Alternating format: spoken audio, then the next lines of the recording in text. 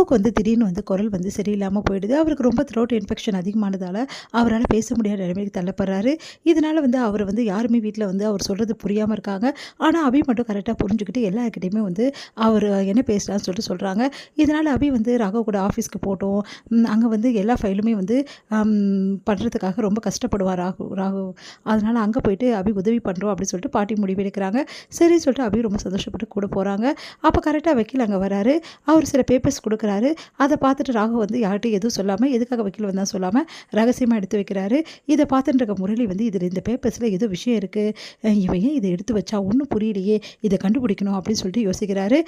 அடுத்து வந்து இங்கே என்ன பண்ணுறாங்க, நம்ம வந்து அபியும் ராகவும் அதுக்கப்புறம் ஆகாஷ் எல்லாருமே ஆஃபீஸ்க்கு போகிறாங்க. இங்கே போகும்போது என்ன ஆகுதுன்னா கரெக்டாக உள்ளே நுழையும் போது என்ன பண்ணுறாங்க, அபி வந்து சொல்கிறாங்க, உங்களுக்காக நான் என்ன எடுத்துகிட்டு வந்திருக்கேன் அப்படின்னோடனே, உங்களுக்கு ஹாட் வாட்டர் தனியாக எடுத்துகிட்டு வந்திருக்கேன் ஃப்ளாஸ்கில் ஊற்றி. அதே மாதிரி உங்களுக்கு த்ரோட் இன்ஃபெக்ஷன் அதிகமாக இருக்குல்ல, அதனால் உங்களுக்கு நிறைய வந்து துளசி போட்டு தண்ணி காய்ச்சி எடுத்துகிட்டு வந்திருக்கேன். அதனால் அது கொஞ்சம் குடிச்சிங்கன்னா கொஞ்சம் உங்களுக்கு அந்த ரிலீஃப் கிடைக்கும் அப்படின்னோடனே, சரி ஓகே அப்படின்னு சொல்கிறாரு. அடுத்து வந்து உள்ளே போகிறாங்க. உள்ளே போனோன்னு வந்து எல்லோரும் வந்து நம்ம ராகுவுக்கு விஷ் பண்ணிகிட்ருக்காங்க. அப்போ கரெக்டாக வந்து அபி வராங்க. அபி கிட்ட ஓடி போயிடறாங்க எல்லோரும். அபி எப்படி இருக்கீங்க எல்லாமே கேட்குறாங்க. நல்லா இருக்கேன் அப்படி சொல்லிட்டு எல்லாம் சொல்லிகிட்ருக்காங்க. ரொம்ப சந்தோஷமாக எல்லார்கிட்டையும் பேசிகிட்டு இருக்காங்க. அபி இதுதான் ரொம்ப முக்கியமா அப்படின்னு சொல்லிட்டு கேட்குறாரு. யாருக்கும் ஒன்றும் புரியல. இதெல்லாம் முக்கியம் இல்லை, போய் அவங்க வேலையை பாருங்கன்னு பாஸ் சொல்கிறாரு அப்படின்னு சொல்லிட்டு அபி சொல்கிறாங்க. அதை தான் சொன்னேன் அப்படின்னோடனே, இவர் வேறு எல்லார் முன்னாடி இப்படி பேசுகிறாரேன்னு சொல்லிட்டு டென்ஷன் ஆகிறாங்க. அடுத்து வந்து ஆகாஷ் வந்து, அபி எப்படி அபி இவ்வளோ புரிஞ்சுக்கிறீங்க, என்னால் புரிஞ்சிக்கவே முடியல அவன் என்ன பேசுகிறான்னு சொல்லிட்டு அப்படின்னோடனே, சரி ஓகே பார்க்கலாம் அப்படின்னு சொல்லிட்டு உள்ளே போகிறாங்க. அடுத்து வந்து இங்கே என்ன பண்ணுறாங்கன்னா, கிளைண்ட் மீட்டிங் இருக்குது, அது வந்து ஏற்பாடு பண்ணட்டுமா வேணாமா அப்படின்னு சொல்லிட்டு கேட்குறாங்க. கிளைண்ட் மீட்டிங் தானே, ஏற்பாடு பண்ணுங்க அப்படி சொல்லிட்டு ராகு சொல்கிறாரு. ஐயோ ஏற்பாடு பண்ண சொல்லிட்டேனே, நம்மளுக்கு இப்படி இருக்கே ப்ராப்ளம், இது இப்போ மறுபடியும் எப்படி சொல்கிறது அப்படி சொல்லிட்டு யோசிக்கிறாரு. விடுங்க பாஸ், நான் பார்த்துக்கிறேன், நீங்கள் கவலைப்படாதீங்க அப்படி சொல்லிட்டு அபி சொல்கிறாங்க. என்ன பண்ண போகிறாலோ தெரியலையே அப்படி சொல்லிட்டு ராகு யோசிக்கிறாரு. அடுத்து ஒரு கால் வருது. அதை அபி அட்டன் பண்ணுறாங்க. உடனே வந்து ராகு வந்து என்கிட்ட கொடுன்றாரு. உங்ககிட்ட எப்படி கொடுக்குறது, உங்களுக்கு தான் வாய்ஸே இல்லையே, எப்படி பேசுவீங்க அப்படின்றாங்க. ஆமாம் இல்லை அப்படி சொல்லிட்டு, சரி சரி நீயே பேசு அப்படின்றாரு. உடனே வந்து அபி பேசுகிறாங்க. என்ன விஷயங்க அப்படின்னோடனே, இந்த மாதிரி நாங்கள் ஆல்ரெடி பேசியிருக்கேன் அப்படின்னா, அவரால் பேச முடியாதுங்க, அவரோட ஒய்ஃப் தாங்க நான், அவருக்கு தொண்டை போயிடுச்சுங்க, அவ்வளோதாங்க முடிஞ்சு போச்சு கதைங்க அப்படின்றாங்க. அடி போவி எப்படி சொல்லிட்டு பார்க்குறாரு.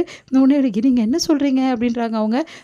சரி சரி எதுவாக இருந்தாலும் என்கிட்ட சொல்லுங்கள், அவர் ஒய்ஃப் கிட்ட சொல்ல தப்பு கிடையாதுங்க அப்படின்னோடனே, சரி சரி சொல்கிறேங்க அப்படின்னு சொல்லிட்டு, இந்த மாதிரி அவர்கிட்ட ஆல்ரெடி டீல் பேசியிருந்தேன், அந்த டீலை கரெக்டாக ஃபைனல் பண்ணும்போது 60-40 பேசணும், அதை மட்டும் கொஞ்சம் சொல்லிவிடுங்க, எனக்கு வந்து 40%, அவருக்கு 60% அப்படின்னோடனே, சரி ஓகேங்க நான் சொல்லிடுறேன்னு ஃபோனை வச்சிடறாங்க.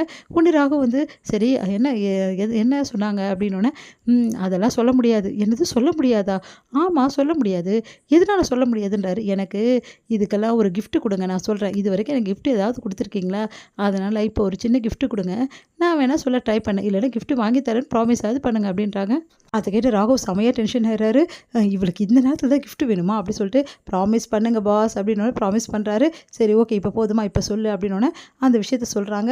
உடனே வந்து ஓ அப்படியா அப்படி சொல்லிட்டு, சரி ஓகேன்னு சொல்லி மெயில் அனுப்ப சொல்லிடு அப்படின்றாங்க. வந்து முரளியும் வந்து அதுக்கப்புறம் ராகுவோட எதிரியும் சேர்ந்து பிளான் பண்ண அந்த பர்சன் வந்து அங்கே வராரு. அவர் வந்து, சார் ஆர்டருக்காக வர சொல்லியிருந்தீங்களாமே அப்படி, ஆமாம் சார் அப்படின்றாங்க. சரிங்க சார், அந்த ஆர்டர் வந்து உங்ககிட்ட நான் கொடுக்குறேன், ஆனால் ஒரு விஷயம் சார், எனக்கு 50% வந்து அமௌண்ட் வந்து நீங்கள் தரணும், அதை முதலே முன்கூடியே கொடுத்தீங்கன்னா எனக்கு ரொம்ப ஹெல்ப்பாக இருக்கணும் ப்ளீஸ் சார்னு கெஞ்சுறாரு.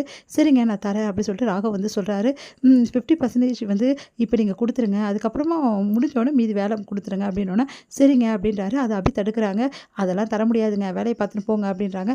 என்ன நீங்கள் இப்படி சொல்கிறீங்க அப்படின்னோடனே, அவர் அதை தாங்க சொல்கிறாரு, உங்களுக்கு புரியலையா, அதெல்லாம் தர முடியாது சொல்கிறாரு. இல்லை நான் தரேன்னு தான் சொல்கிறேன் அப்படின்னு ராகவ் சைகை மூலமாக காட்டுறாரு.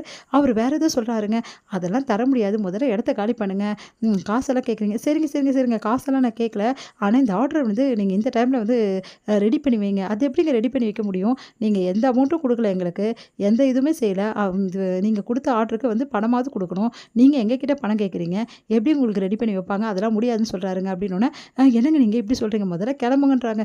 ஏன் இப்படிலாம் பண்ணுற அப்படின்றாரு. அப்படி தான் பண்ணுவேன் அப்படின்னு சொல்லிட்டு வெளியே வராங்க. செம்மையாக டென்ஷன் ஆகிடுறாங்க. இங்கே பாருங்கள், நீ பண்ணுறது கொஞ்சம் கூட சரியில்லை சொல்லிட்டு ஆகாஷும் கூட சேர்ந்து சொல்கிறாரு. நான் பண்ணுறது சரியில்லையா அப்படின்னு சொல்லிட்டு இருக்காங்க. அப்போ கரெக்டாக போலீஸ் வராங்க. இவங்க எதுக்கு இங்கே வந்தாங்க, இந்த ஆள் சரியான ஃப்ராடுங்க, இந்த விஷயத்த நான் ஃபோன் பண்ண வெளியே போனேன்ல, அப்போ கண்டுபிடிச்சிட்டேன், இந்த ஆள் பேசிட்டு இருந்தான் யார்கிட்டயோ, யாரோ உங்கள் எதிரியா, அவங்க தான் இந்த ஆள் அனுப்பிச்சிருக்காங்கன்னு ராகவ் அதிர்ச்சி அடைகிறாரு. இதோட முடியுது.